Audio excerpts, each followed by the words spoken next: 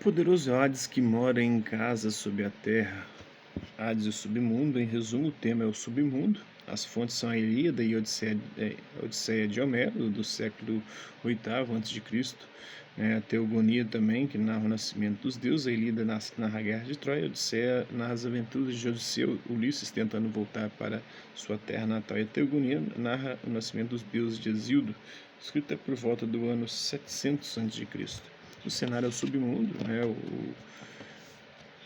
o inferno, o mundo inferior, o Hades, o mundo onde habita o Hades.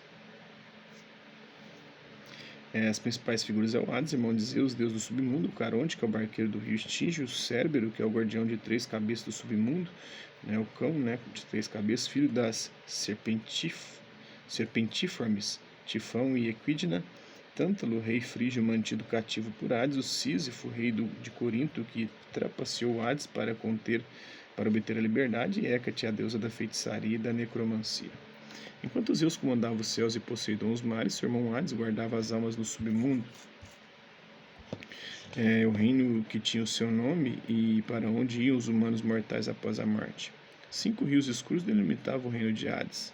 Aqueronte era o rio da tristeza, Cócito do lamento, Lete era o rio do esquecimento, Flegetonte o rio de fogo intransponível, o rio Estige traçava a fronteira principal entre a terra e o submundo, o Tártaro. Os mortos faziam fila numa das margens do rio e pagavam com uma moeda o barqueiro Caronte para lhes garantir acesso ao Hades.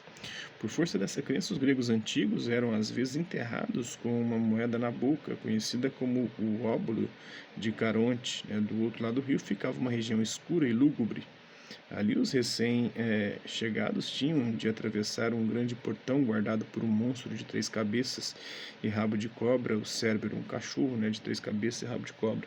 Embora descrito com certa imprecisão como sendo um cão, essa criatura nasceu da união entre o gigantesco homem-cobra, o Tifão, e a donzela serpente devoradora, a Equidna. Cérbero dirigia essa mesma ferocidade àqueles que tentavam escapar. Caronte e Cérbero não eram os únicos residentes não-humanos do Hades, do Tártaro, do submundo. Nix, a deusa da noite, vivia ali, assim como Eurínome, demônio devorador de cadáveres, e a deusa Hécate. As fúrias serviam a Hades como torturadores, enquanto o Tártaro era, a um só tempo, uma divindade e o fosso onde os titãs foram castigados.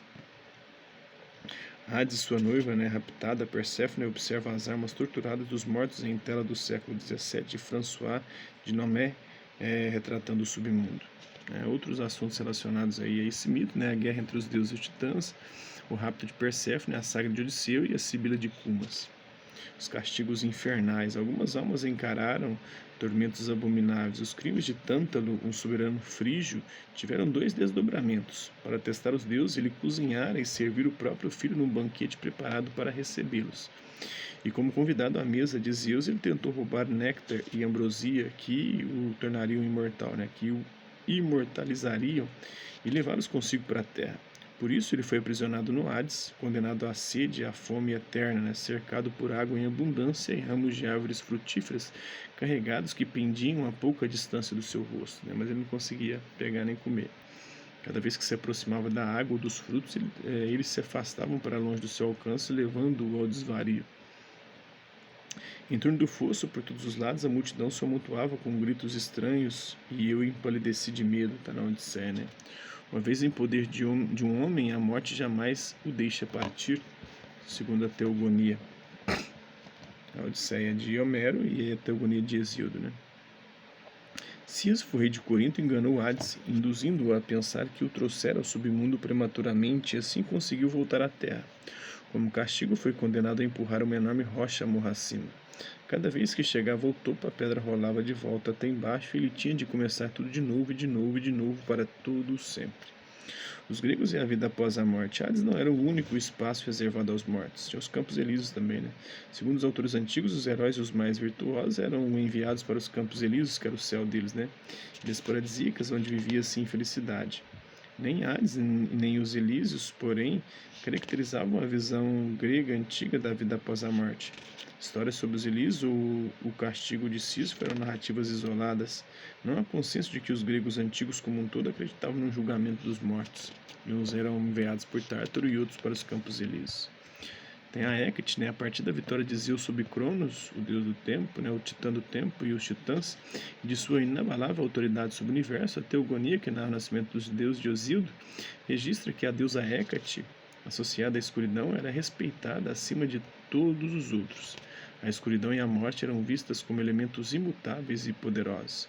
Hecate era comumente retratada com 3 cabeças, representando a lua cheia, a crescente e a escuridão do céu. Costumava ser identificada com encruzilhadas, especialmente onde 3 caminhos se entroncavam. Associada a espaços intermediários e transições, era muitas vezes louvada por aqueles desejosos de que os entes queridos tivessem uma travessia segura para o reino dos mortos. Hecate foi convidada a permanecer no submundo como companhia para a mulher de Hades, Perséfone, mas podia ir e vir quando bem entendesse.